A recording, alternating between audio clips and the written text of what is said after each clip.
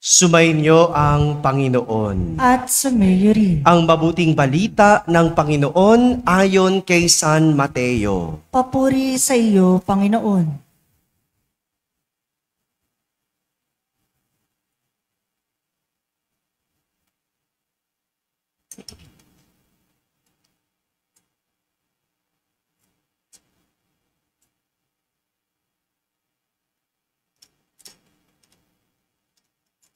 Noong panahong iyon, si Juan Bautista ay dumating sa ilang ng Judea at nagsimulang mangaral.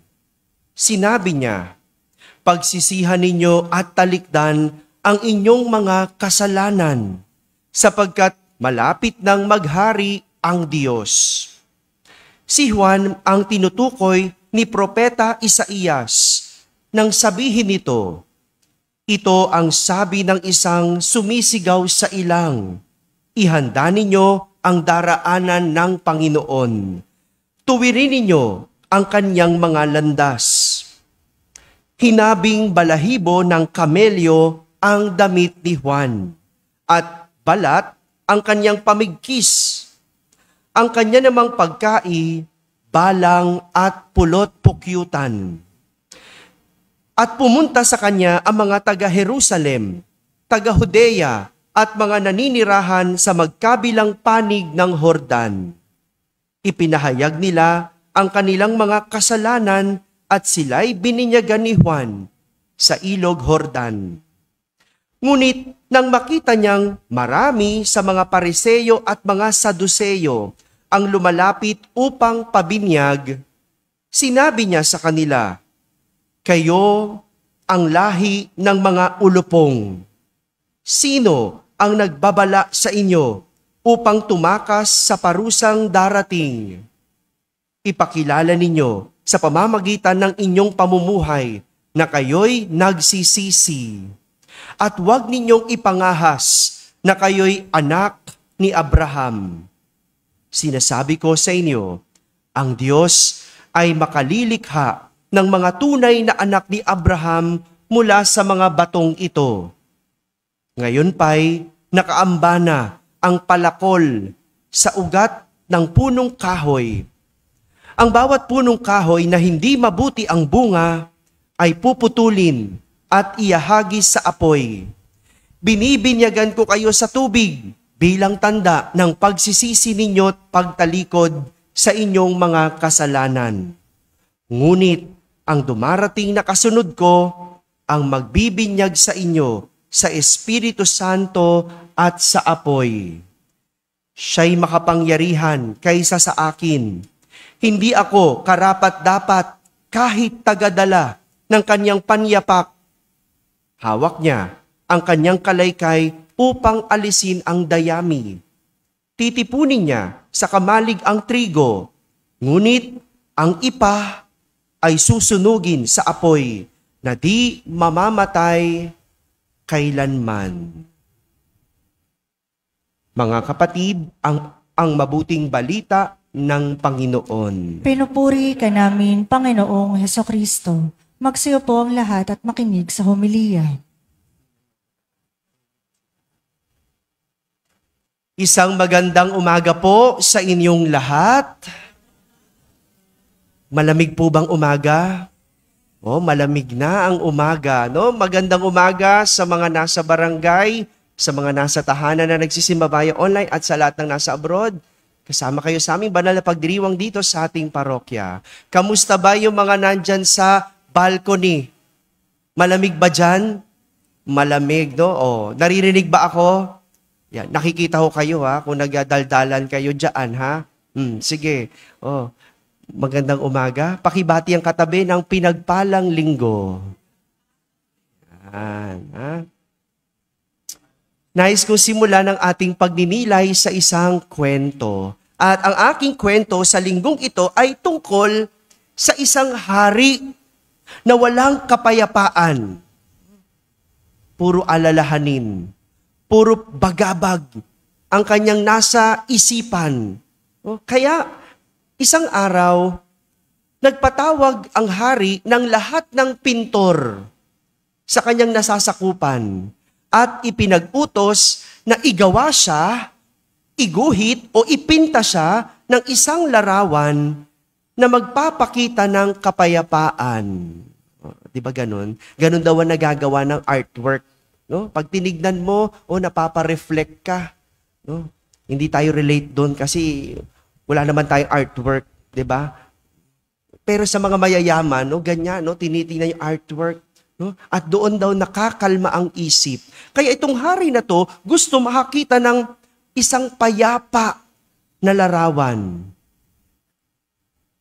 Ang sabi niya, kung sino man ang makakaguhit, kung sino kanyang mapipili na magandang larawan na nagpapakita ng kapayapaan, ay gagantimpalaan. Gagantimpalaan ng hari. Kaya naman, kanya-kanyang guhit, kanya-kanyang pinta ang mga artists para ipakita kung ano ang isang kapayapaan. May isa, gumuhit ng maraming ibon na lumilipad sa himpapawid. Payapa. May isa naman, gumuhit ng kalmadong dagat. Walang kaalon-alon. Payapa. Ang isang naging paborito ng lahat ay yung isang interpretasyon ng isang nagpipinta. Sa kanyang larawan, ipinakita niya kung ano ang kapayapaan.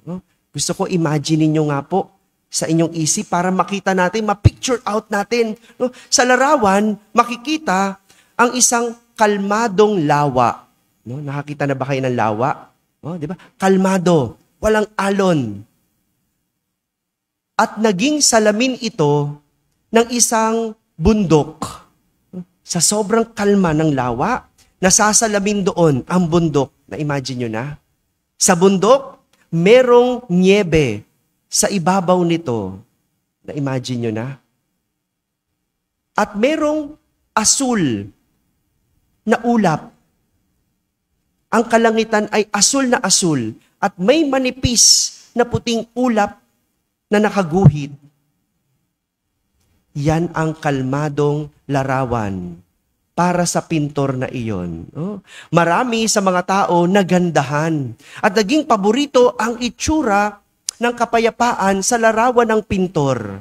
Kaya akala ng lahat, yun ang mananalo. Yun ang gagantimpalaan. Ngunit laking gulat ng mga tao, iba ang hinirang ng hari. Sapagkat ang larawan na hinirang ng hari ay larawan ng isang bundok. Meron ding bundok, pero tila binagyo. Imagine niyo, bundok na binagyo. Na-imagine nyo na? Kung di mo ma-imagine, tingnan mo na lang yung sa Cebu. Ayan, may picture na kayo. Di ba? Ginawang kondo. Yan, no? Kaya nung binagyo, nagbaha. O yan, ganyan. Ganyan yung picture. Nakita nyo na.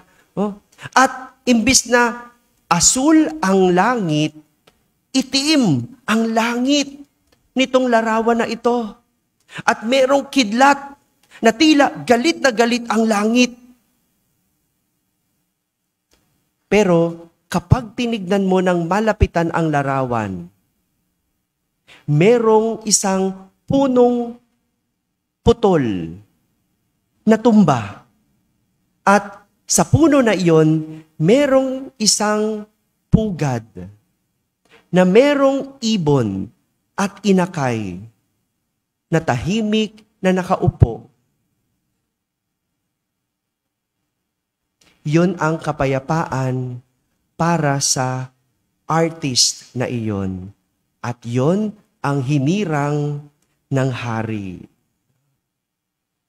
Peace does not mean being in a place with no noise or with no troubles. Peace means to be in the midst of all chaos.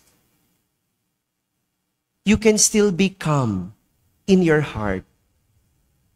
Real peace is the state of mind and heart, and not the state of the surroundings. Not the state of the surroundings. Mga kapatid, ito ang naisituro sa atin ni Juan Bautista sa ating ebanghelyo.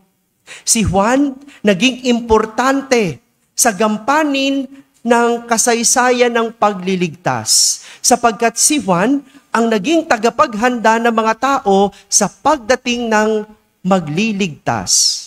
Hindi siya yung tagapagligtas. Tagapaghanda lang. Sino ang tagapagligtas? Si Jesus. At hinanda niya ang mga tao sa pagdating ni Jesus. Dinala niya ang mga tao sa isang disyerto. Nakakita na ba kayo ng disyerto? Hello. Imagine ninyo, ano itsura ng disyerto? Buhangin, ano pa? Mainit, ano pa? Walang puno, di ba?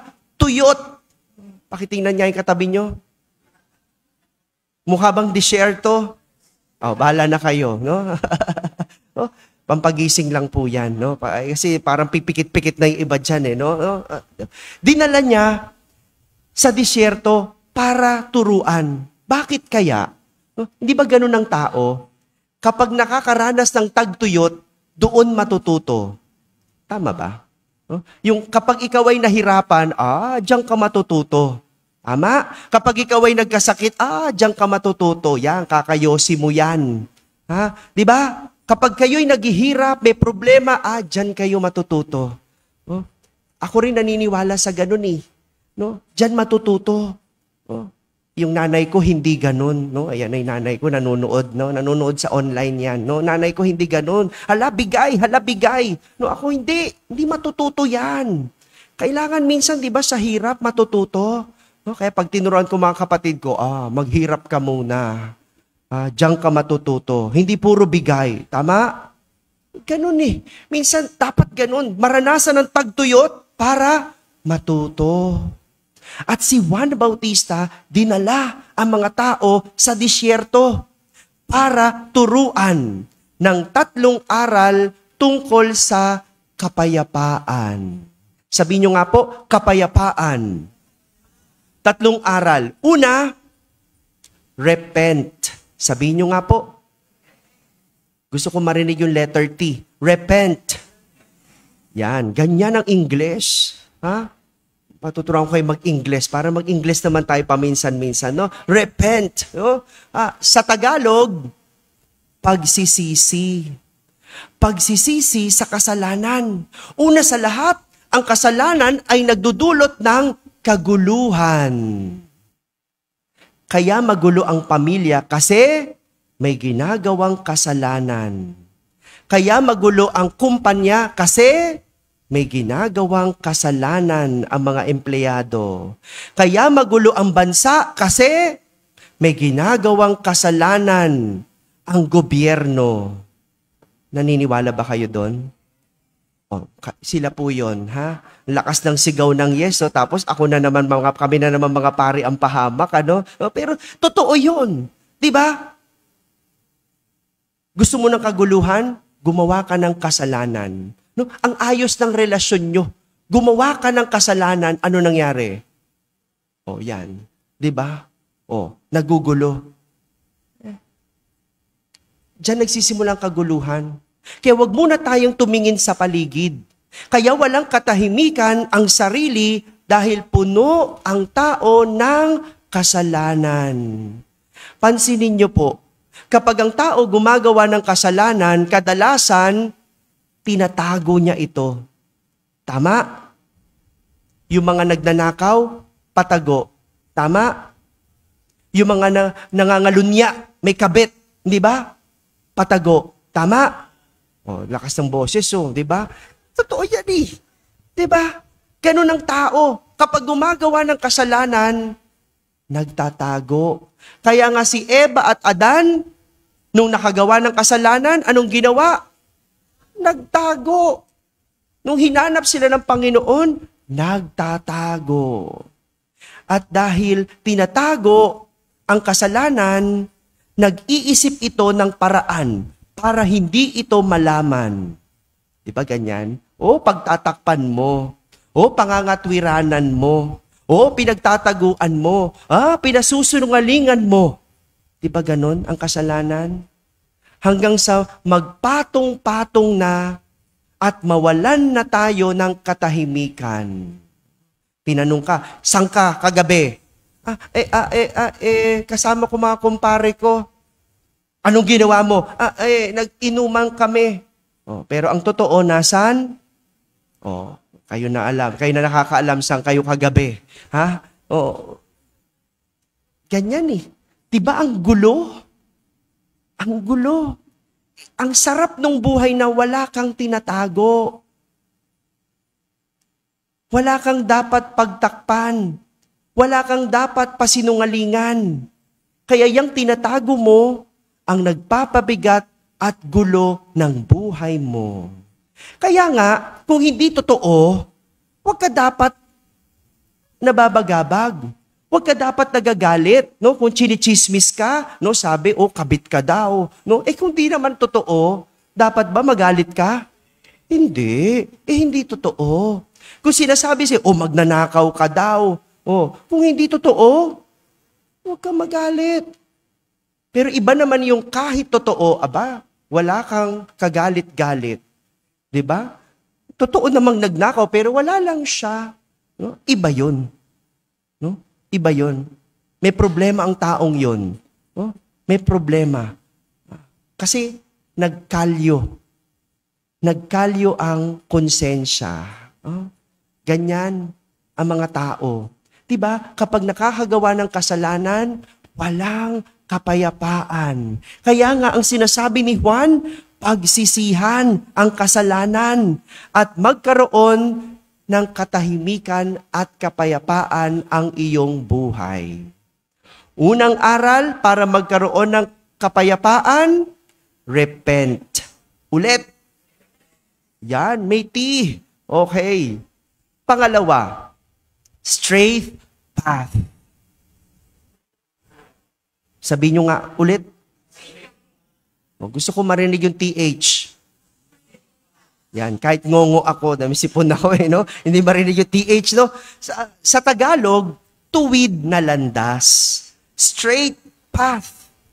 Sinabi ni Juan sa mga tao, ihanda ninyo ang daraanan ng Panginoon. Tuwirin ninyo ang kanyang mga landas. Hindi sapat ang magsisi sa kasalanan. Dapat itinutuwid ang landas. Hindi sapat na malaman mo ang iyong pagkakamali. Dapat itinatama. Isang dahilan kung bakit walang kapayapaan ay dahil hindi natin tinutuwid ang pamumuhay. Hindi tahimik ang buhay kung sa kalokohan balik tayo ng balik. Napatawad ka na, nahuli ka, tapos babalik pa rin, uulitin pa rin. Tawan-tawa si Macho, no? Di ba ganun? Hindi maayos ang iyong buhay kung patuloy kang sa paggawa ng kasiraan. No? Gumaling ka na sa sakit, okay na. No? Huwag ka nang babalik sa bisyo. Huwag mo nang uulitin. Hindi. Nung wala ng sakit, sigarilyo ulit. Inom ulit. Father, tikim-tikim lang naman. Pero pag nagkasakit, ayan, dasal-dasal na naman. Talaga naman kailangan tuwid ang landas. Hindi lang nagsisisi. Ituwid. Walang kapayapaan kung hindi tuwid ang landas na nilalakaran. Number 2, straight path. Number 3, be simple. Sabihin nyo nga. Be simple. Simple. Yan, ganyan, no? Ano yung una? Second. Third. Sa Tagalog, maging simple. Isa sa dahilan ng kawalan ng katahimikan ay ang pagkakaroon ng komplikadong buhay. Kaninong buhay ang komplikado dito? Taas niya ang kamay. Di ba? Nahiya tayo bigla. Di ba? Ayon sa Ebanghelyo, sabi, hinabing balahibo ng kamelyo ang damit ni Juan. At balat ang kanyang pamigkis. Ang kanya namang pagkai, balang at pulot pukyutan. Ganyan kasimple si Juan. Bakit? Kontento sa buhay. Madalas, kapag ang tao hindi makontento, nagiging ang buhay ay komplikado. No? Ano lang naman kailangan mo? Bag, di ba? Pero anong binibili mo? Mamahaling bag. Hello? Father, kailangan ko to kasi uma-attend ako ng event, no? Kailangan makita, social ako. Oh, okay, sige, bibili mamahaling bag. Sino nagbibitbit? Yung katulong. Ba't ganun? Ang mahal ng bag, ang nagbitbit katulong. O tapos, pagdating sa event, yung bag, pauupuin. Kaya walang maupuan ng tao. Hello? Ang gulo, no? Ang komplikado. No? Ba't ganun? Kayo ba yun? Hindi kayo, bala kayo dyan, no? Diba, nagiging komplikadong buhay kapag marami kang gusto at hindi mo naman kailangan. Malalo pa kung hindi mo kayang bilhin. Alam niyo po, nung bata pa ako, binibiling crayons sa amin, yung 8 crayons lang. 8 lang yung colors. No? Pagdating ko sa eskwelahan, no? Pagtingin ko sa mga katabi ko, yung mga klase ko, 16, may 46, may 86. Sabi ko, awang-awa ko sa sarili ko. 8 lang ang colors ko. No? Sabi ko sa papa ko, kasi pag sabi ko sa mama ko, bibigay agad yun eh. No? Sabi ko, ba't ba si papa, 8 colors lang No, sabi hindi naman daw namin kailangan kasi ang 16 colors. Hindi naman daw namin kailangan ang 46, ang 86. Hindi daw. Sabi nga niya, tignan mo, yung mga klase mo, hindi naman nagagamit yung ibang kulay. Tama ba? Sa lublob ko, ganun ba? Ginawa ko, nag-drawing ako. No, nag-drawing ako. No? Nag-drawing ako ng dagat. Yung dagat, anong kulay ng dagat? Blue. Naghanap ako, walang blue-green. No? Kasi kailangan may shading, di ba? Ano kulay ng langit?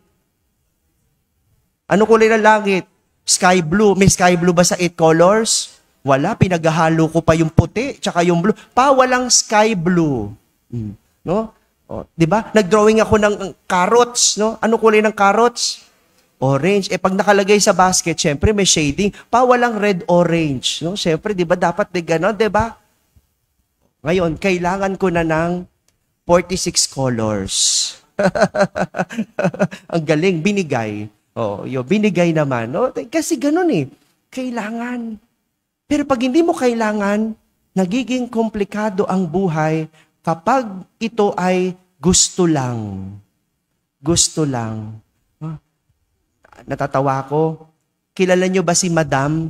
Sabi ni Madam, ang 500 kasya sa Noche Buena. Hanggat hindi nagno-Noche Buena, di ko to titigilan. No? Talaga to si Madam. No? Sabi sa atin, maging simple. No? 500 kasya na yan. Well, sanay tayong Pinoy. Magaling tayong Pinoy. Magkasya sa dapat magkasya. Hindi ba? Kaya naman. Sabi ko nga araw-araw na ulam, kasya yan. Kasya yan, sobra pa. Pag araw-araw, isang ulam lang isa lang hindi naman buong araw. No, Madam, wag ganon. Pero, ang problema, ginagawa tayong simple, sinasabihan tayong maging simple, pero sila, marangya. Tayo, ginagawang kawawa. Ang buhay ng Pinoy, hindi naman sana simple kung ang buwis napupunta sa tama. Dapat ba magkasya sa 500 kung ang bilyon-bilyon na hindi ninakaw ay binigay sa atin? Hindi. Diba? Tamo, sila nga hindi magkasya sa sweldo nila. 100,000 na. Tapos tayo, sabi, kasya yan, 500. Sige, mag-Noche Buena ka rin ng 500. Sama-sama tayo. Hindi ba? Tingnan mo yung ganun. Hindi ba? Ito si Madam talaga. No? Mas agree ba kayo doon? O, lahat kami dito, madam, agree. Parang, ang buhay nagiging komplikado. Nawawala ang kapayapaan kapag hindi ginagawang simple ang buhay. Itong tinuturo sa atin, makontento. Kung anong meron, kung anong kaya, makontento. Para hindi mabaon sa credit card at hindi magtago, wag mong ikaskas ng ikaskas. Ha? Kaskas now, tago later. No? Ganyan eh. Kaya tingnan mo, walang kapayapaan. Tingnan mo yung mga nagnakaw. Walang kapayapaan kahit ang daming pera. Ang komplikado ng buhay. Kailangan mo lang naman maging malaya. Anong gagawin mo? Mangingibang bansa. Doon magtatago. Asan ang kapayapaan? Wala.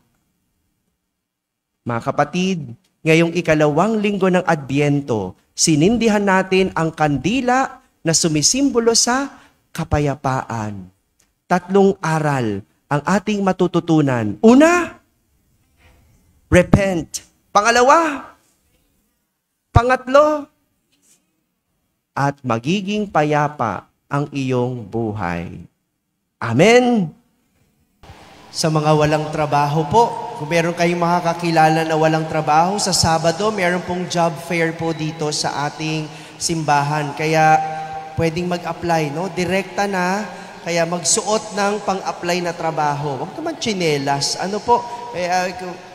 Para naman makakuha ng maayos na trabaho, may job fair po tayo sa darating na Sabado.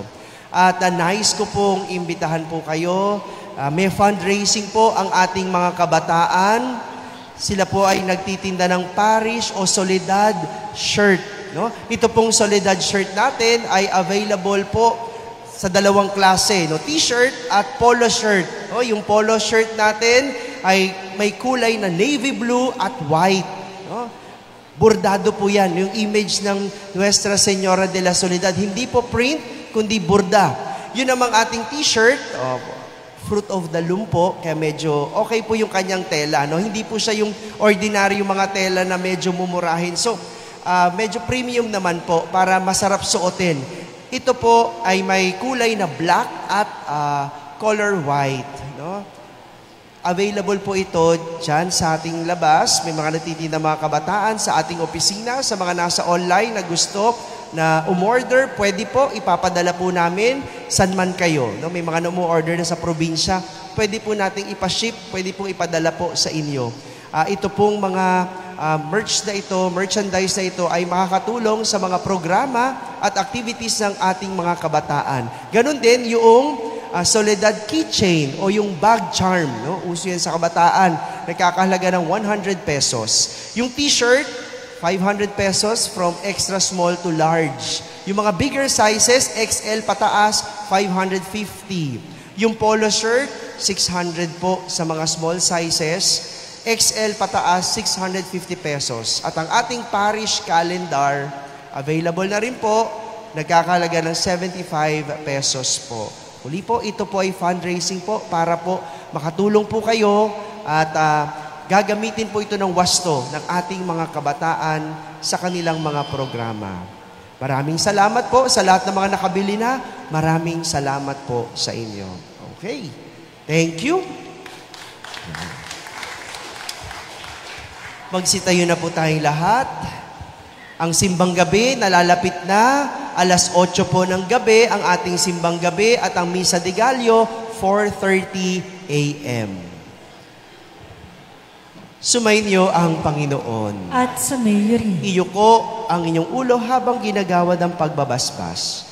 Ang makapangyarihang Diyos, Ama ng bugtong na anak na naparito na noon at hinihintay nating bumalik ngayon ay siya nawang magpabanal sa inyo, pakundangan sa liwanag ng kanyang pagdating at siya na rin nawang pumuspos sa inyo ng pagpapala ngayon at magpasawalang hanggan. Amen. Patatagin nawa niya kayo sa pananampalataya, paligayahin sa pag-asa at pakilusin sa pag-ibig na puspos ng sigla ngayon at magpasawalang hanggan. Amen. Kayong nagagalak sa pagdating ng nagkatawang taong manunubos, ay puspusinawa niya ng gantimpalang buhay na di matatapos kapag siya'y dumating ng may kadakilaang lubos, magpasawalang hanggan. Amen. At pagpalain kayo ng makapangyarihang Diyos, Ama at Anak at Espiritu Santo. Amen. Tapos na po ang ating pagdiriwang, humahiking taglay ang pag-ibig at kapayapaan ni Kristo. Salamat sa Diyos.